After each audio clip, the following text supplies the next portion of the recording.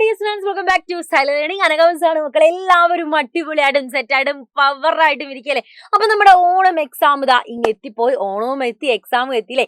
So നമ്മുടെ political സയൻസിൽ സ്ഥിരമായിട്ട് ചോദിക്കുന്ന 2 essay ക്വസ്റ്റ്യൻ ആയിട്ടാണ് മിസ് വന്നിട്ടുള്ളത്. ഈ essay ക്വസ്റ്റ്യൻ ചോദിക്കുന്ന സമയത്ത് അയ്യോ മിസ് ഇത് നമ്മൾ പഠിച്ചു കഴിഞ്ഞതാണെന്നുള്ള ഡൗട്ടൊക്കെ നിങ്ങൾക്ക് ഉണ്ടാവും. ഓഫ് കോഴ്സ് പഠിച്ചു കഴിഞ്ഞാണെങ്കിൽ ഒന്ന് റിവിഷൻ ആയിട്ട് കാണാം. പഠിക്കാത്ത ആളുകളാണെങ്കിൽ ഒന്ന് വേഗം പഠിച്ചോളൂ. ഇനി നമുക്ക് സമയമില്ല കേട്ടോ. അപ്പൊ റെഡിയല്ലേ, സെറ്റ് അല്ലേ, പവർ അല്ലേ. അപ്പൊ നമുക്ക് ഫസ്റ്റ് എസ്സേയിലേക്ക് പോകാം. ഫസ്റ്റ് എസ്സേ തന്നെ ഫണ്ടമെന്റൽ റൈറ്റ്സ്. മക്കളെ നമുക്കറിയാലോ ആകപ്പാടെ ആകപ്പാടെ നമുക്ക് 3 ചാപ്റ്റേഴ്സ് എക്സാമിനുള്ളൂ. ഈ 3 ചാപ്റ്ററിൽ എസ്സേ വരുന്ന 2 ചാപ്റ്റേഴ്സ് ആണ്. ഒന്ന് ഫണ്ടമെന്റൽ റൈറ്റ്സിന്റെ ചാപ്റ്ററും, അതായത് റൈറ്റ്സ് ഇൻ ഇന്ത്യൻ കോൺസ്റ്റിറ്റ്യൂഷനും. മൂന്നാമത്തെ നമ്മുടെ ചാപ്റ്റർ ഇലക്ഷൻ ആൻഡ് റെപ്രസെന്റേഷനും. ഫസ്റ്റ് ചാപ്റ്ററിന് നമ്മൾ എസ്സേ കുറിച്ച് ചോദിക്കാൻ ചാൻസ് കുറവാണ്. എന്നിരുന്നാലും അവിടെ നമുക്ക് ഇപ്പം കോൺസ്റ്റിറ്റ്യൂഷൻ റിലേറ്റ് ചെയ്തുള്ള ഫംഗ്ഷൻസ് ഒക്കെ ആയിരിക്കും കൂടുതലായിട്ട് ചോദിക്കാം. അപ്പോൾ ഈ 2 എസ്സേ ആണ് ഏറ്റവും കൂടുതൽ ചാൻസ് ആയിട്ട് നമുക്ക് ഉള്ളത്. അപ്പോൾ ഫണ്ടമെന്റൽ റൈറ്റ്സിന്റെ എസ്സേ തന്നെ നമുക്ക് ആദ്യം തുടങ്ങാം. നമുക്ക് എത്ര ഫണ്ടമെന്റൽ റൈറ്റ്സ് ഉണ്ട് പറഞ്ഞേ, എത്ര എണ്ണം ഉണ്ട്? ഇതപ്പോൾ സ്ക്രീനിൽ കൃത്യമായിട്ട് നിങ്ങൾക്ക് കാണാം എത്രയാണ്. നമുക്ക് 6 ഫണ്ടമെന്റൽ റൈറ്റ്സ് ഉണ്ട്. 6 ഫണ്ടമെന്റൽ റൈറ്റ്സ് ഉണ്ട് അല്ലേ. അത് ഇന്ത്യൻ കോൺസ്റ്റിറ്റ്യൂഷൻ എവിടെയാണ് പറയുന്നത്? പാർട്ട് 3 അല്ലേ, പാർട്ട് 3 പറയുന്നത് അല്ലേ. പാർട്ട് 3 ഈ കാര്യങ്ങളൊക്കെ എന്ത് ചെയ്യുന്നത്, പറഞ്ഞു വെക്കുന്നത്. ഫണ്ടമെന്റൽ റൈറ്റ്സ് വയലേറ്റ് ചെയ്താൽ കോടതിയിൽ പോകാൻ പറ്റുമോ? ഓഫ് കോഴ്സ് പോകാൻ പറ്റും. സുപ്രീം കോടതിയോ ഹൈക്കോടതിയോ ഡയറക്റ്റ് ആയിട്ട് നമുക്ക് അപ്രോച്ച് ചെയ്യാൻ പറ്റും. അങ്ങനെ അപ്രോച്ച് ചെയ്യുന്ന സമയത്ത് വയലേറ്റ് ചെയ്ത ഫണ്ടമെന്റൽ റൈറ്റ്സ് ഇവർ തിരിച്ചു പിടിച്ചു തരുന്നത് എങ്ങനെയാണ്? റിട്ടുകളിലൂടെയാണ്. എത്ര റിട്ടുകളാണ്? 5 റിട്ടുകളാണ്. ഹേബിയസ് കോർപ്പസ്, മാൻഡമസ്, കോവാറൻഡോ, സെർഷ്വറി, പ്രോഹിബിഷൻ എന്ന് പറഞ്ഞാൽ 5 റിട്ടുകളാണ് നമുക്കുള്ളത്. മിസ്സേ സ്ക്രീനിൽ കാണിക്കുന്നതിന് മുന്നേ എല്ലാം പറഞ്ഞു തീർക്കല്ലേ എന്നുണ്ടാവൂലേ. പറഞ്ഞു തീർക്കുന്നില്ല, എല്ലാം നമുക്ക് സ്ക്രീനിൽ കാണിച്ച് തുടങ്ങാം. അപ്പൊ റെഡി അല്ലേ? ഓക്കെ അല്ലേ? ഫണ്ടമെന്റൽ റൈറ്റ്സ് പഠിക്കാൻ വേണ്ടി 6 ഫണ്ടമെന്റൽ റൈറ്റ്സ് ആണുള്ളത്. ഇന്ത്യൻ കോൺസ്റ്റിറ്റ്യൂഷന്റെ പാർട്ട് 3 ഉള്ളതെന്നും കൂടി ആദ്യം മൈൻഡിലേക്ക് കൊണ്ടുവരാം. എന്നിട്ട് നമുക്ക് ഡീറ്റെയിൽ ആയിട്ട് പഠിക്കാം. മക്കളെ, ഇന്ത്യൻ കോൺസ്റ്റിറ്റ്യൂഷനിൽ ലിസ്റ്റ് ചെയ്തിട്ടുള്ളതും ആ കോൺസ്റ്റിറ്റ്യൂഷൻ തന്നെ പ്രൊട്ടക്ട് ചെയ്തിട്ടുള്ളതുമായ ബിൽ ഓഫ് റൈറ്റ്സിനെയാണ് നമ്മൾ ഫണ്ടമെന്റൽ റൈറ്റ്സ് എന്ന് വിളിക്കുന്നത്. ഫണ്ടമെന്റൽ റൈറ്റ്സ് വയലേറ്റ് ചെയ്താൽ ഡയറക്റ്റ് ആയിട്ട് നമുക്ക് കോടതിയിൽ പോകാൻ പറ്റും. ഇന്ത്യൻ കോൺസ്റ്റിറ്റ്യൂഷന്റെ പാർട്ട് 3 ആർട്ടിക്കിൾ 12 മുതൽ 35 വരെയാണ് ഫണ്ടമെന്റൽ റൈറ്റ്സിനെ കുറിച്ച് പറയുന്നത്. സെറ്റല്ലേ? ഇനി ഇവിടെ നോക്കിക്കേ, പ്രധാനമായും നമുക്ക് 6 ഫണ്ടമെന്റൽ റൈറ്റ്സ് ആണ് ഉള്ളത്. Right to equality, right to freedom, right to religion, right against exploitation, cultural and education right, right to constitution remedies. ഇങ്ങനെ 6 ഫണ്ടമെന്റൽ റൈറ്റ്സ് ആണ് നമുക്ക് ഉള്ളത്. അതിൽ നമ്മൾ ആദ്യം തന്നെ പഠിക്കാൻ പോകുന്നത് റൈറ്റ് ടു ഇക്വാലിറ്റി, സമത്വത്തിനുള്ള അവകാശം. ആർട്ടിക്കിൾ 14 മുതൽ 18 വരെയാണ് ഇതിനെക്കുറിച്ച് പറയുന്നത്. മക്കളെ, ഇന്ത്യൻ കോൺസ്റ്റിറ്റ്യൂഷന്റെ ബേസിക് പ്രിൻസിപ്പിൾ തന്നെ റൈറ്റ് ടു ഇക്വാലിറ്റി. ഇക്വാലിറ്റി ആണ് കോൺസ്റ്റിറ്റ്യൂഷന്റെ ബേസിക് പ്രിൻസിപ്പിൾ തന്നെ. Equality before law, equal protection of law എന്നതാണ് ആർട്ടിക്കിൾ 14 പറയുന്നത്. ഇക്വാലിറ്റി ബിഫോർ ലോ എന്നുള്ളത്, നിയമത്തിന് മുമ്പിൽ നമ്മളെല്ലാവരും തുല്യരാണെന്നുള്ളത് ബ്രിട്ടീഷ് കോൺസ്റ്റിറ്റ്യൂഷനും, ഈക്വൽ പ്രൊട്ടക്ഷൻ ഓഫ് ലോ അതായത് നമ്മളെല്ലാവരും ഈക്വലി കോൺസ്റ്റിറ്റ്യൂഷൻ പ്രൊട്ടക്ട് ചെയ്യുന്നുള്ളൂ എന്നുള്ള കാര്യം അമേരിക്കൻ കോൺസ്റ്റിറ്റ്യൂഷനുമാണ് ഇന്ത്യ കടമെടുത്തിട്ടുള്ളത്. ഇനി ആർട്ടിക്കിൾ 15 പോകുന്ന സമയത്ത് പ്രൊട്ടക്ഷൻ ഫ്രം ഡിസ്ക്രിമിനേഷൻ ആണ്. ജാതി, മത, വർണ്ണ, വർഗത്തിന്റെ പേരിൽ ഇന്ന സ്ഥലത്ത് ജനിച്ചുപോയി എന്നതിന്റെ പേരിൽ യാതൊരു തരത്തിലുള്ള ഡിസ്ക്രിമിനേഷനും പാടില്ല. ഇത് ആർട്ടിക്കിൾ 15 പറയുമ്പോൾ ആർട്ടിക്കിൾ 16 എന്തു പറയുന്നു? അവസര സമത്വം അഥവാ ഇക്വാലിറ്റി ഓഫ് ഓപ്പർച്യൂണിറ്റി ആണ് പറയുന്നത്. പബ്ലിക് ജോലികൾ, പബ്ലിക് സർവീസസ്, അതായത് BSc, SSc, അതേപോലെ UPSC ഒക്കെ എഴുതാൻ വേണ്ടി ഈക്വൽ ആയിട്ടുള്ള ഒരു സമത്വം നമുക്ക് എല്ലാവർക്കും ഉണ്ട്. ആർട്ടിക്കിൾ 17 അപ്പോൾ എന്തു പറയുന്നു? Eradication of untouchability. What you mean by untouchability? അയിത്താചാരം നിർത്തുക എന്ന് പറഞ്ഞില്ലേ. ഇന്ന ജാതിയിൽ ജനിച്ചു പോയി, താഴ്ന്ന ജാതിയിൽ ജനിച്ചു പോയി എന്ന് പറഞ്ഞിട്ട് അവരെ കയ്യിൽ നിന്ന് ഒരു വെള്ളം വാങ്ങാൻ കുടിക്കാനോ അല്ലെങ്കിൽ നമ്മളെ കിണർന്ന് വെള്ളം എടുക്കാനോ ഒന്നും സമ്മതിക്കാത്ത അവസ്ഥ.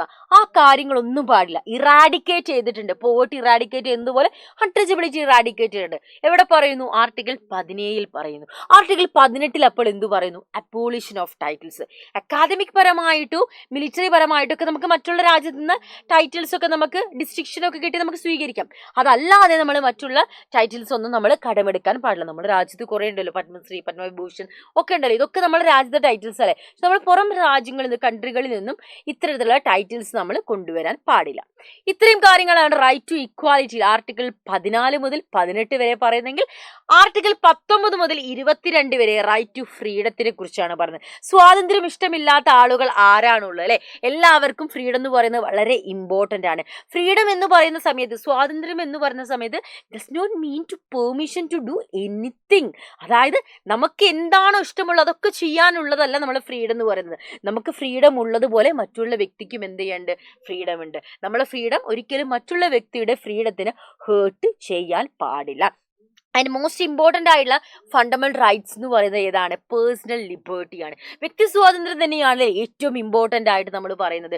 ഫണ്ടമെന്റൽ റൈറ്റ്സിന്റെ ബാക്ക് ബോൺ തന്നെ എന്താണ്? ഈ ഒരു വ്യക്തി സ്വാതന്ത്ര്യമാണ്. ആർട്ടിക്കിൾ 19 മക്കളെ 6 സ്വാതന്ത്ര്യത്തെ കുറിച്ച് പറയുന്നുണ്ട്. ഏതൊക്കെയാണ്? Freedom of speech and expression, to assemble peacefully without arms. ആയുധങ്ങളൊന്നും ഇല്ലാതെയാണ് നമുക്ക് ഒത്തുചേരാൻ പറ്റുന്നത്. ഇനി നമുക്ക് അസോസിയേഷൻസും യൂണിയനൊക്കെ രൂപീകരിക്കാം. എവിടെ വേണമെങ്കിലും യാത്ര ചെയ്യാം. ഇന്ത്യൻ ടെറിറ്ററിയിൽ താൽക്കാലികമായിട്ടോ പെർമനന്റ് ആയിട്ടോ ഒക്കെ താമസിക്കാം.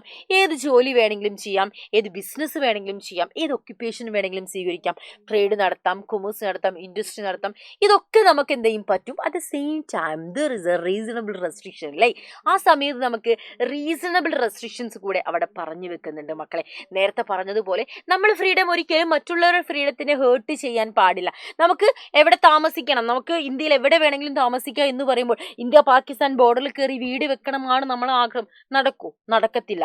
നമുക്ക് ഏത് പ്രൊഫഷൻ വേണമെങ്കിലും പ്രാക്ടീസ് ചെയ്യാന്ന് പറയുമ്പോൾ, ഏത് ജോലി വേണമെങ്കിലും ചെയ്യാന്ന് പറയും. ബോംബ് ഉണ്ടാക്കുന്നതാണ് എൻ്റെ ജോലി, എന്നിട്ട് ടപ്പേ പൊട്ടിച്ച് ആളുകളെ കൊല്ലുന്നതാണ് എൻ്റെ ഹരം എന്ന് പറയുന്നത്. അതാണ് ഞാൻ പ്രാക്ടീസ് ചെയ്യുന്നത്. നടക്കോ? ഇല്ല. ഇതൊക്കെ എന്ത് ചെയ്യുന്നുണ്ട്? രാജ്യത്തിന്റെ സുരക്ഷയെ മുൻനിർത്തി ഇവിടെ കുറച്ച് റെസ്ട്രിക്ഷൻസും കൂടെ ഏർപ്പെടുത്തുന്നുണ്ട്. ആ ഒരു കാര്യം കൂടെ എൻ്റെ മക്കളെ മൈൻഡിലേക്ക് വരണം. ഇനി ആർട്ടിക്കിൾ 23 മുതൽ 24 വരെയാണ് എന്തു പറയുന്നത്? റൈറ്റ് അഗെയിൻസ്റ്റ് എക്സ്പ്ലോയിറ്റേഷൻ, ചൂഷണത്തിനെതിരായുള്ള അവകാശം. ചൂഷണം ചെയ്യാൻ വേണ്ടി ഒരു റൈറ്റ്സും നമ്മൾ പറയുന്നില്ല. ആരെങ്കിലും എക്സ്പ്ലോയിറ്റ് ചെയ്തിട്ടുണ്ടെങ്കിൽ ശക്തമായ ക്രിമിനൽ ഒഫൻസ് അവർ നേരിടേണ്ടി വരും. ആർട്ടിക്കിൾ 23 പ്രകാരം നമ്മൾ ഈ ബോണ്ടഡ് ലേബർ, ബെഗർ, ഭിക്ഷാടനം ഇതൊക്കെ സ്റ്റോപ്പ് ചെയ്തിട്ടുണ്ട്. 24 പ്രകാരം 14 വയസ്സിൽ താഴെയുള്ള, ആർട്ടിക്കിൾ 24 പ്രകാരം 14 വയസ്സിൽ താഴെയുള്ള കുട്ടികളെ ഫാക്ടറികളിലോ ഹസാഡ്സ് ആയുള്ള വോക്കോ മൈൻ ഖനനം നടത്തുന്ന സ്ഥലങ്ങളൊന്നും വർക്ക് ചെയ്യിക്കാൻ പാടില്ല. ഇനി നമ്മൾ റൈറ്റ് ടു റിലീജിയൻ നമ്മൾ പറയുന്ന സമയത്ത് right to freedom of religion article 25 മുതൽ 28 വരെ പറയുന്നു. നമുക്കറിയാം ഇന്ത്യ എന്ന് പറയുന്ന രാജ്യം എന്ന് പറയുന്ന ഒരു സെക്യുലർ രാജ്യമാണ്. നമുക്ക് ഏത് മതം വേണമെങ്കിലും പ്രൊഫസ് ചെയ്യാനും പ്രൊപ്പഗേറ്റ് ചെയ്യാനും ഒക്കെ ഉള്ള റൈറ്റ്സ് ഉണ്ട് അല്ലേ? ആർട്ടിക്കിൾ 25 മുതൽ 28 വരെയാണ് ഈ കാര്യങ്ങളൊക്കെ പറയുന്നത്. നമുക്ക് ഏത് റിലീജിയൻ വേണമെങ്കിലും പ്രൊഫസ് ചെയ്യാം, പ്രൊപ്പഗേറ്റ് ചെയ്യാം, റിലീജിയസ് ഇൻസ്റ്റിറ്റ്യൂഷൻ എസ്റ്റാബ്ലിഷ് ചെയ്യാം, മെയിൻറ്റെയിൻ ചെയ്യാം, അതുമായി ബന്ധപ്പെട്ട പ്രൊമോഷൻസ് നടത്താം. ഈ കാര്യങ്ങളൊക്കെ എന്ത് ചെയ്യുന്നുണ്ട്? പറഞ്ഞു വെക്കുന്നുണ്ട്. നമ്മൾ 5ാമത്തെ ഫണ്ടമെന്റൽ റൈറ്റ്സിലേക്ക് വരുമ്പോൾ കൾച്ചറൽ ആൻഡ് എഡ്യൂക്കേഷൻ റൈറ്റ് ആണ്. ആർട്ടിക്കിൾ 29, 30 പറയുന്നത്. ഇവിടെ മൈനോറിറ്റി വിഭാഗങ്ങൾക്ക് അവരുടെ ലാംഗ്വേജ്, സ്ക്രിപ്റ്റ്, കൾച്ചർ ഇതൊക്കെ പ്രിസർവ് ചെയ്യാനുള്ള റൈറ്റ്സ് ഉണ്ട്. ആർട്ടിക്കിൾ 29 പറയുന്നു. 30 പറയുന്നത് മൈനോറിറ്റി വിഭാഗത്തിന് എഡ്യൂക്കേഷൻ ഇൻസ്റ്റിറ്റ്യൂഷൻസ് എന്ത് ചെയ്യാൻ പറ്റും? എക്സ്റ്റാബ്ലിഷ് ചെയ്യാനും അഡ്മിനിസ്റ്റർ ചെയ്യാനുമുള്ള അവകാശമുണ്ടെന്നും കൂടെ പറഞ്ഞു വെക്കുന്നു. ക്ലിയർ ആയില്ലടാ? സെറ്റ് ആയില്ലേ? ഇനി നമ്മുടെ ലാസ്റ്റ് ഫണ്ടമെന്റൽ റൈറ്റ്സിലേക്കാണ് നമ്മൾ വരുന്നത്. Right to constitution remedy. Right to constitution remedy നമ്മൾ ആർട്ടിക്കിൾ 32 വരുന്നത് കേട്ടോ. ആൻഡ് ഈ ഒരു കോൺസ്റ്റിറ്റ്യൂഷൻ റെമഡീനെ നമ്മൾ എന്ത് പറയുന്നുണ്ട്? ഡോക്ടർ BR അംബേദ്കർ പറഞ്ഞത് ഇന്ത്യൻ കോൺസ്റ്റിറ്റ്യൂഷൻ്റെ ഹാർട്ടും സോളും ആയിട്ടാണ് പറഞ്ഞത്. ഈ പറയുന്ന ഫണ്ടമെന്റൽ റൈറ്റ്സ് ഒക്കെ ഉണ്ട്. ഇതിനൊക്കെ മൂല്യം ലഭിക്കുന്നത് എപ്പോഴാണ്? ഇത് വയലേറ്റ് ചെയ്താൽ തിരിച്ചു പിടിക്കാൻ സാധിക്കുന്നതുകൊണ്ടാണ് അതിന് മൂല്യം ലഭിക്കുന്നത് അല്ലേ? സോ ഇത്തരത്തിൽ ഈ അവകാശങ്ങൾ വയലേറ്റ് ചെയ്യപ്പെടുന്ന സമയത്ത് റൈറ്റ് ടു കോൺസ്റ്റിറ്റ്യൂഷൻ റെമഡീസ് വെച്ചിട്ടാണ് നമ്മൾ തിരിച്ചു പിടിക്കുന്നത്. സുപ്രീം കോടതി ആർട്ടിക്കിൾ 32 പ്രകാരം, ഹൈക്കോടതി ആർട്ടിക്കിൾ 226 പ്രകാരം നഷ്ടപ്പെട്ട ഫണ്ടമെന്റൽ റൈറ്റ്സ് നമുക്ക് തിരിച്ച് എൻഫോഴ്സ് ചെയ്ത് തരുന്നു. എന്തിലൂടെയാണ്? റിട്ടുകളിലൂടെയാണ് അത് തരുന്നത്. എത്ര തരം റിട്ടുകളുണ്ട്? തുടക്കത്തിൽ പറഞ്ഞതുപോലെ 5 റിട്ടുകൾ: habeas corpus, mandamus, quo warranto, certiorari, prohibition. ഇതുകൂടെ നമ്മളെ ഇന്ത്യൻ കോൺസ്റ്റിറ്റ്യൂഷനിലെ റൈറ്റ്സ്, അതായത് ഫണ്ടമെന്റൽ റൈറ്റ്സ് ചോദിക്കുമ്പോൾ ഈ പറഞ്ഞ ലാസ്റ്റ് റിട്ട് വരെ കൂടെ നിങ്ങൾ എന്ത് ചെയ്യണം? എഴുതി വെക്കണം. ഓക്കെ, സെറ്റ് അല്ലേ?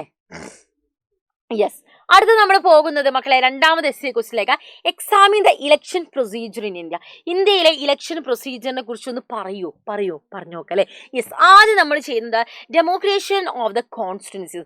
നമ്മൾ മക്കളെ ഓരോ നിയോജക മണ്ഡലങ്ങളും അവിടുത്തെ പോപ്പുലേഷൻ അനുസരിച്ച് നമ്മൾ ഓരോ നിയോജക മണ്ഡലങ്ങളും അപ്രോക്സിമേറ്റ്ലി ഒരു ഈക്വൽ നമ്പർ ഓഫ് വോട്ടേഴ്സ് ആയിട്ട് നമ്മളിപ്പോൾ ABC എന്ന് പറഞ്ഞ നിയോജക മണ്ഡലത്തിൽ 100, CD ABC DEF എന്ന് പറഞ്ഞ നിയോജക മണ്ഡലത്തിൽ ഒരു 120 120 അങ്ങനെ അപ്രോക്സിമേറ്റ്ലി കറക്റ്റ് 100 എന്നാൽ 100 120 130 അങ്ങനെ കറക്റ്റ് ഏകദേശം ഒരു അപ്രോക്സിമേറ്റ്ലി കണക്ക് പ്രകാരം ഓരോ നിയോജക മണ്ഡലങ്ങൾ നമ്മൾ ആദ്യം എന്ത് ചെയ്യും വേർതിരിക്കും.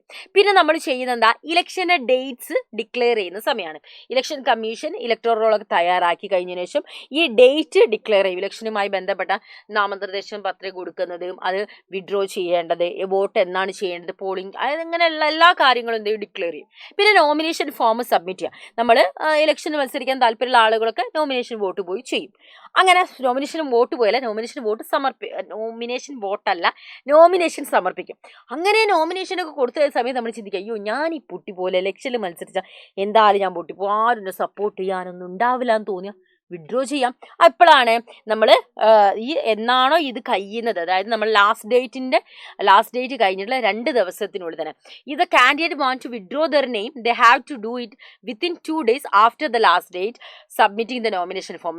നോമിനേഷൻ ഫോം 20-ാം തീയതി സബ്മിറ്റ് ചെയ്ത് കഴിഞ്ഞാൽ 2 ദിവസത്തിനുള്ളിൽ തന്നെ എന്ത് ചെയ്യണം, അത് വിഡ്രോ ചെയ്യണം. പിന്നെ അവർക്ക് വിഡ്രോ ചെയ്യാൻ പറ്റത്തില്ല കേട്ടോ. പിന്നെ ഇലക്ഷൻ ക്യാമ്പയിനൊക്കെ നടക്കും. നമ്മൾ എന്താണ് ഒരു ഇന്ത്യൻ പ്രണയകഥ മൂവിയിലൊക്കെ കണ്ടില്ലേ, വാളെടുക്കണം അങ്ങനെയൊക്കെ ഓരോ പാട്ടൊക്കെ കേട്ടില്ലേ, ക്ലിയർ ആയിട്ട് എനിക്ക് അറിയത്തില്ല കേട്ടോ.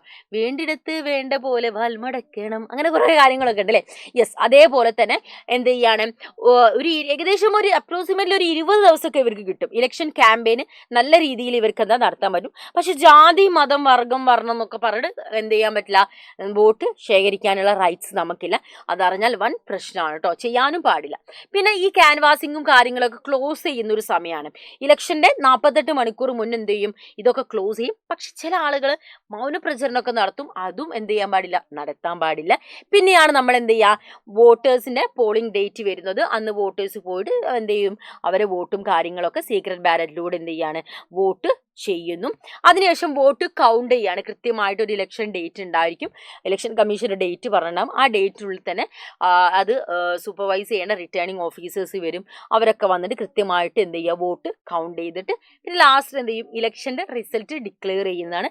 ആരാണ് വിജയിച്ചത് എന്നുള്ള കാര്യങ്ങളൊക്കെ അവർ ഡിക്ലെയർ ചെയ്യും. അപ്പോൾ ഇത്രത്തോളം ഒരു നീണ്ട പ്രോസസ്സിലൂടെയാണ് ഇലക്ഷൻ നടക്കുന്നത്. അപ്പോൾ നമ്മൾ ഇലക്ഷൻ എന്ന് പറയുമ്പോൾ ഒരു ചെറിയ കാര്യം എന്ന് പറഞ്ഞാൽ നമ്മളതിനെ ഒഴിവാക്കി വിടാൻ പാടില്ല. നിങ്ങൾക്ക് ഇപ്പം വോട്ട് ചെയ്യാൻ പറ്റത്തില്ല, പക്ഷേ നിങ്ങൾ അച്ഛനും അമ്മയൊക്കെ ആരെങ്കിലുമൊക്കെ വോട്ട് ചെയ്യാൻ മടിയുള്ള ആളുകളുണ്ടെങ്കിലും അത്ര നേരം പോയി നിൽക്കണ്ടേ അങ്ങനെയൊക്കെ പറയുന്ന ആളുകൾ നമ്മുടെ ചുറ്റുപാടുണ്ടാവും. അവരുടെ അടുത്ത് പറയണം, നമ്മളിപ്പം ചിലപ്പോൾ നമുക്ക് ഏതെങ്കിലും ഒരു പാർട്ടിയെ നമുക്ക് താല്പര്യം ഉണ്ടാവില്ല, പക്ഷെ വേറൊരു പാർട്ടി നമുക്ക് ഉണ്ടാവും, അതിലും നമുക്ക് താല്പര്യമില്ലെങ്കിൽ നമുക്ക് അവിടെ നമ്മളെ എന്താണ് അഭിപ്രായം, അവിടെ നിലവിലുള്ള ഇന്ന പാർട്ടികൾ എനിക്ക് വിശ്വാസമില്ല എന്ന് പറഞ്ഞ് നമുക്ക് നോട്ടൊക്കെ പോയി വോട്ടൊക്കെ ചെയ്യാം. അപ്പോൾ എന്താണോ നമ്മളെ താല്പര്യം അത് എന്ത് ചെയ്യാണ്, നമ്മൾ അവിടെ പോയി രേഖപ്പെടുത്തണം. വോട്ട് എന്തായാലും ചെയ്യാതിരിക്കരുത്. മക്കളും എന്ത് ചെയ്യുക, 18 വയസ്സൊക്കെ കഴിഞ്ഞാൽ വോട്ട് ചെയ്യാനുള്ള ടൈം ആവുന്ന സമയത്ത് എപ്പോഴും എന്ത് ചെയ്യുക, വോട്ട് ചെയ്യുക. അത് നമ്മളൊരു റൈറ്റ്സ് ആയിട്ട് കണ്ട് ഒരു ജനാധിപത്യ പ്രക്രിയയിൽ നമ്മൾ ഭാഗമാവണം. ആ ഒരു പ്രോസസ്സ് നമ്മൾ എന്ത് ചെയ്യാണ്, ഒരു പാർട്ട് ആവുകയാണ് ചെയ്യുന്നത് കേട്ടോ. അപ്പോൾ ഈ ഒരു കാര്യങ്ങളൊക്കെ ചേർത്തിട്ട് വേണം ഈ ഒരു എസ്സേയും നിങ്ങൾ അറ്റൻഡ് ചെയ്യാൻ വേണ്ടിയിട്ട്. സോ നമ്മളിപ്പോൾ 8 മാർക്കിൻ്റെ 2 എസ്സേ നമ്മൾ സെറ്റാക്കി കഴിഞ്ഞു. അപ്പോൾ എൻ്റെ എല്ലാ മക്കൾക്കും അടിപൊളിയായിട്ട് എക്സാം എഴുതാൻ പറ്റട്ടെ. മിസ് ഒന്നുകൂടെ ഒരു വിഷയമാണ്, അടിപൊളിയായിട്ട് all the best. And questions ഒക്കെ വായിച്ച് സെറ്റ് ചെയ്ത് അടിപൊളിയായിട്ട് തന്നെ എക്സാം ചെയ്ത് കേട്ടോ. അപ്പോൾ ഇന്നത്തെ സെക്ഷൻ നമ്മൾ വൈൻഡ് അപ്പ് ചെയ്യാണ്. So that's love it's video. Thanks for watching us dears.